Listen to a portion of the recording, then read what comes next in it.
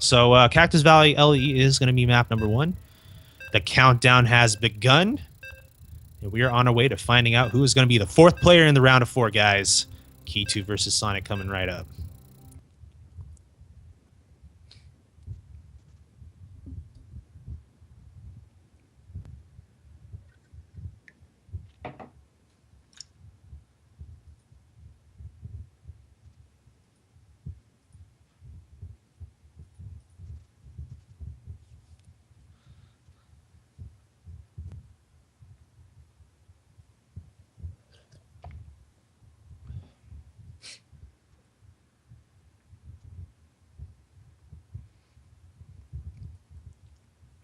All right, here we go. Another best of 5, and it's going to start here on the desolate, post-apocalyptic whirlwind. That's what I call it, because that's what it looks like. It looks like a dried-out whirlwind. But, in fact, it is named Cactus Valley LE. We're going to have the Terran player right here, spawning on the upper right-hand side. And he plays for Team Gravity. He's a teammate of mine. His name is Sonic. And against him is going to be the Teal Zerg player on the bottom right, representing Brawl Esports. Ladies and gentlemen, this is KiToO.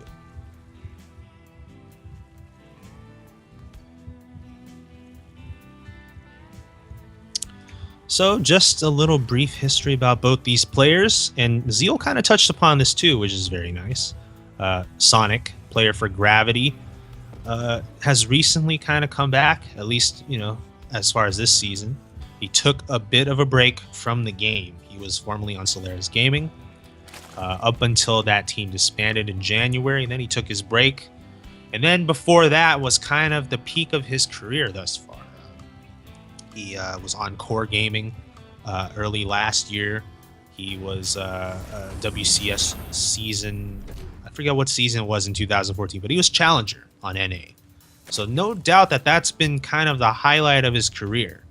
And I'm sure he's looking to try to get back to that point. He's been playing a lot recently and really trying to, get into the current metagame and the new maps and whatnot. So for him, he's trying to get back to that former glory and then some. As far as this player down here, well, he's pretty formidable himself. On Brawl Esports right now, he is a German player.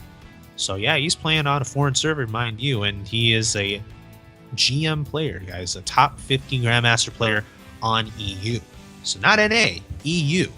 And we all hear this ad nauseum, that EU is that much tougher server because NA is a joke. And, well, that's kind of true. So, so that's why I can tell you if somebody says I'm a top 50 GM on EU, that means they're not too shabby. So let's see who's going to have the upper hand. So far, looking at the builds of the two players, we do have here a pretty economic one here from Sonic. I think that's pretty fair to say. It's CC first. Doesn't get more economical than that. And the CC was actually part of the wall as well. So Sonic just stay a little safe there just in case his Zerg opponent wanted to get really aggressive and open up with early pull or some kind of speedling all in. But still, when you go CC first, I mean, your opponent would have to really cheese you, right? And on a map like Cactus Valley, kind of hard to pull off necessarily, but I'd say KiToO in his first Overlord Scout was able to go ahead and find Sonic's base. In the meantime, looking at KiToO, he is getting speed. So that's kind of crucial there because really Zerg players do prefer to get speed these days against Terran because just without it's so tough to defend. And with this close positioning, a drop can be really fun for Sonic to play around with, but he just needs to fly down and head into that main base. So KiToO's got to be very much on top of that if he wants to, survive past that early game. Looking back at Sonic, right now he's got the factory going for him and just going to start working on getting that double Hellion production soon. Although the reactor has yet to, but he's got that tier 2 already, and then Starport to come right afterwards. So let's see what he does with all these 3 buildings. I firmly do believe Hellions. It's almost always what Terrans will get against Zergs.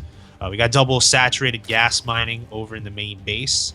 So we could be looking at potentially Banshee as well. Yeah, there's a tech lab right now being built on, I presume, the barracks after the swap with the factory and the barracks on the reactor. So we should be seeing a Hellion Banshee follow-up here as Sonic here is just moving into that 2-base economy, having walled off the natural.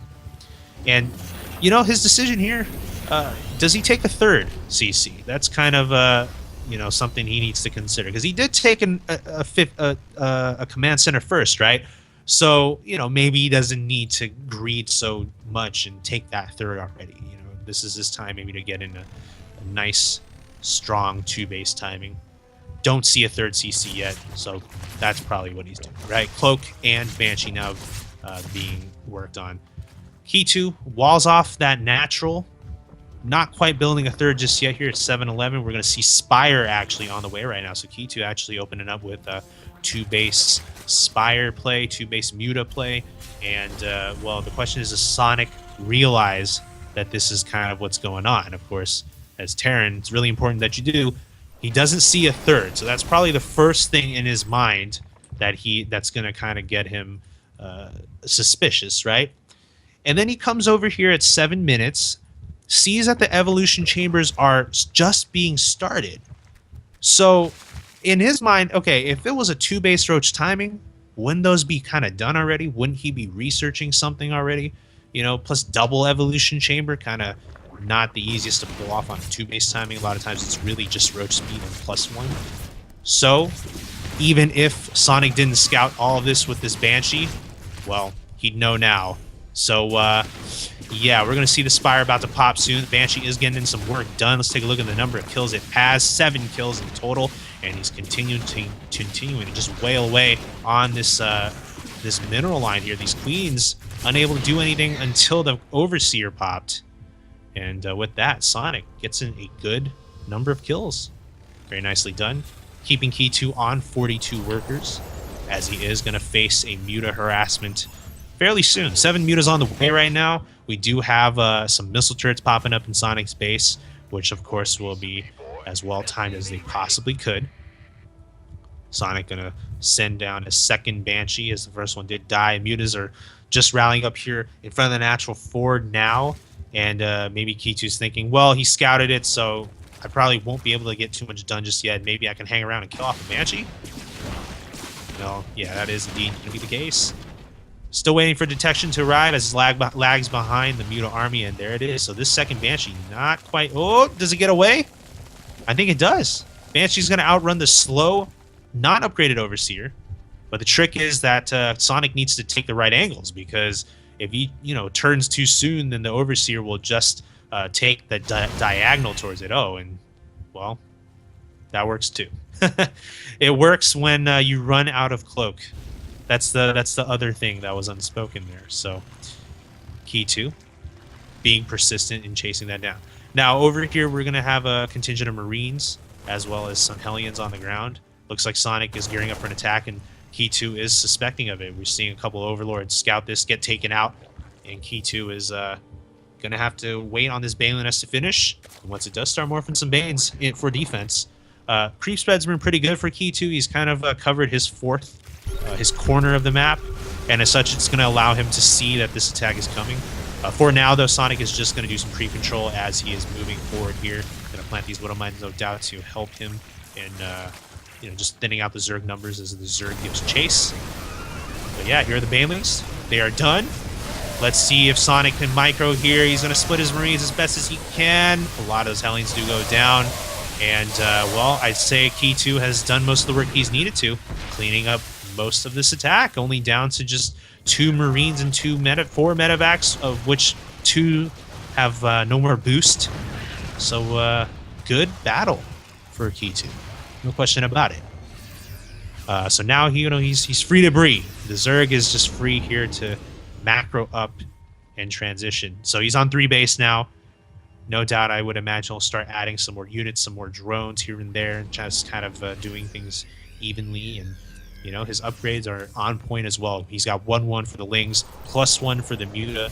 Sonic, on the other hand, not quite there yet. Just +1 done for the bio units. So He's only upgrading. Okay, now he's on a second engineering base, so he's getting +1 armor as well as +2 attack. But for now, he is a little behind in that department. Takes out a overlord there just to free up that base for the third. KiToO here gonna have been able to chase down this drop over here on the left side. So he's gonna find this medevac, and yeah, he's gonna be able to take it out. Yep, very nice find there from KiToO. The forced drop from Sonic, of course, to just get a little more use out of those Marines before they inevitably die. But yeah, that was a good catch by KiToO, no question about it. No better way to defend drops than, well, intercepting it, right? So we have that. KiToO now on 66 workers. Sonic gonna try to do a drop again. That's just kind of what you have to do as Terran. You can't give up.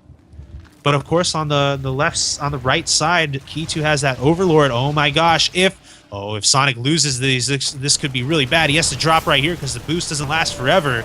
But that's a lot of mutas, and these Marines will get cleaned up. These drops are just not quite working out for Sonic right now, and that's kind of the tricky thing about Cactus Valley is really on the edges. There's not a lot of airspace. It's kind of easily covered by Overlords. And so Sonic can't sneak that drop in any way. I mean, it gets kind of cleaned up easily. Look at this. Another drop snuffed out by KiToO over on the left side. The creep spread helping him out, man. It's kind of reached the halfway point on the bottom. And now Sonic is finding his units cornered here. Look at this. He's kind of just stuck in the corner. No banelings, luckily for him. But still, this is enough for KiToO to finish off. And that's another drop defended by the Zerg. Now, Sonic, he's tried this game. You can't tell him that he hasn't tried, but so far every attempt he has gone with a mid-game harassment has been thwarted.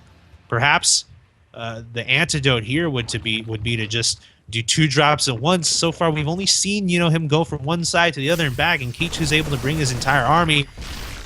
Not saying this would, for sure work, but forcing the guy to have to split his units or something can always help.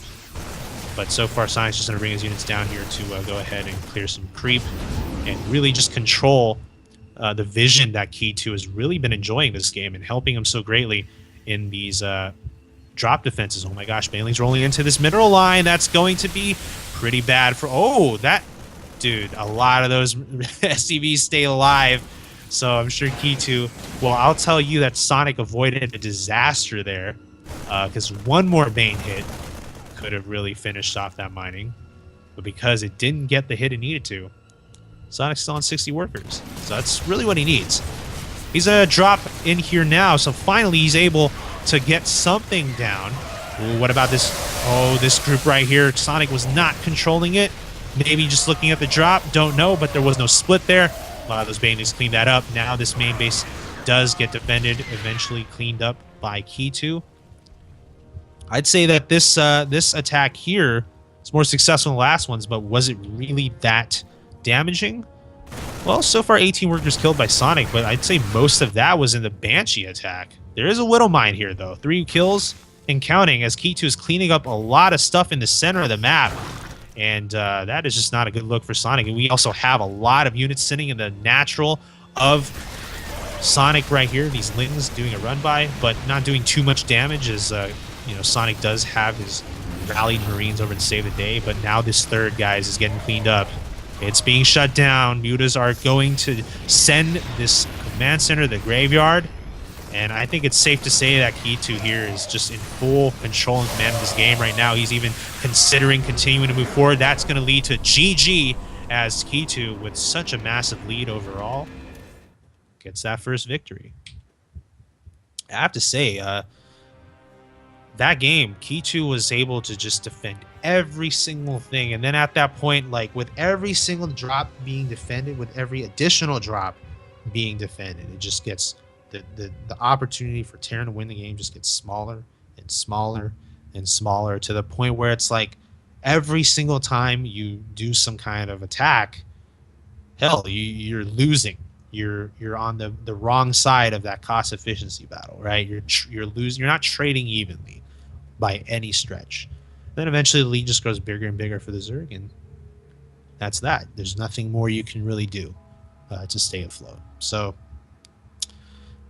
tough tough mid game there for Sonic, but it is a best of 5, so we'll be moving into game 2 very shortly. And that game, let's find out what map that's going to be on. Vonnie.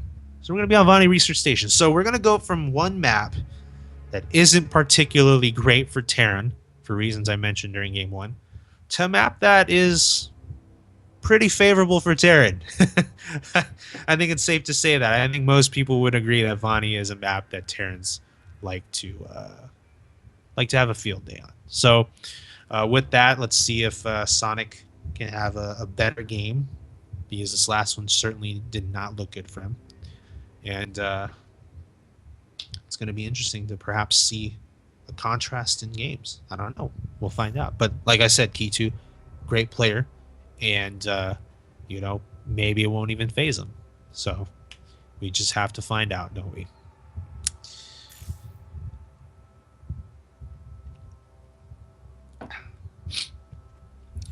So I hope so far you guys are enjoying the night. Spending your Friday night watching StarCraft, isn't that what we all love to do, right, guys? And having some great players, 4 of them, a couple of one current WCS challenger, another former WCS challenger. So we got some talent in here tonight, folks, and do hope you guys are enjoying the game. Please click that follow button, guys, for RSL SC2, Rival Gaming. One of the few organizations left in NA that still want to do something with the scene, right?